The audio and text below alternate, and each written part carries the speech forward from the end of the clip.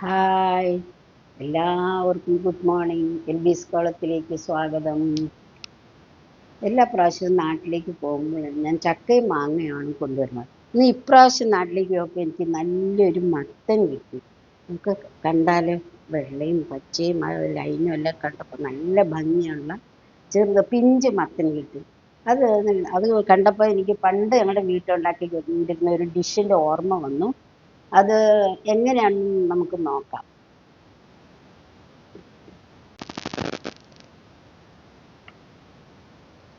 ഞാൻ മത്തൻ ഈ ഷേപ്പിലാണ് മുറിച്ചിട്ട് ഇതിൽ വെച്ചിട്ട് ഒന്ന് സ്റ്റീം ചെയ്തെടുത്തു. സ്റ്റീം ചെയ്തെടുക്കുമ്പോൾ അതിൻ്റെ ക്രിസ്പ്നെസ് പോകരുത്, അതുപോലെ ഒന്ന് സ്റ്റീം ചെയ്തെടുത്താൽ മതി. അത് കുറച്ച് സ്റ്റീം ചെയ്ത് അത് പ്ലെയിനായിട്ട് വെച്ചിട്ടുണ്ട്. ഇത് കുറച്ചെടുത്തിട്ട് തവയിൽ ഒന്ന് ഫ്രൈ ചെയ്തു. അത് ഒത്തിരി എണ്ണ ഇടാൻ പാടില്ല, ഒന്ന് ബ്രഷ് വെച്ചൊന്ന് തടവിയാൽ മതി. അങ്ങനെ ചെയ്തു. അത് 2 വെറൈറ്റി ചെയ്തു.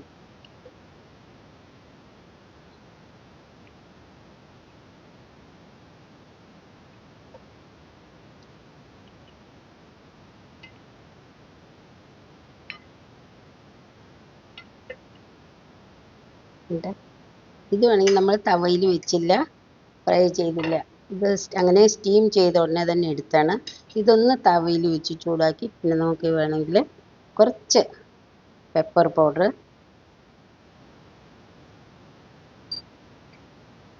ഇതിനുള്ള സോൾട്ട്,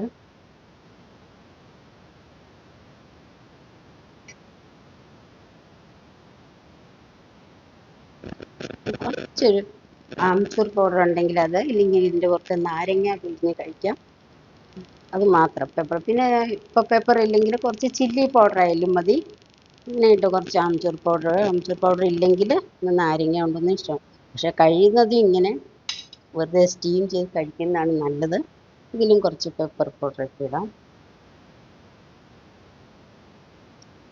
കുറച്ച് സോൾട്ട്.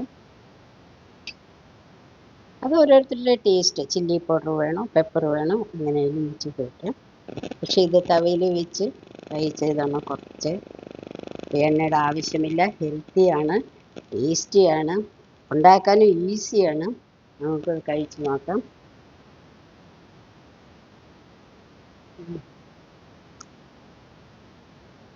ക്രിസ്പി ആയിട്ടുണ്ട്, വളരെ ടേസ്റ്റിയാണ്.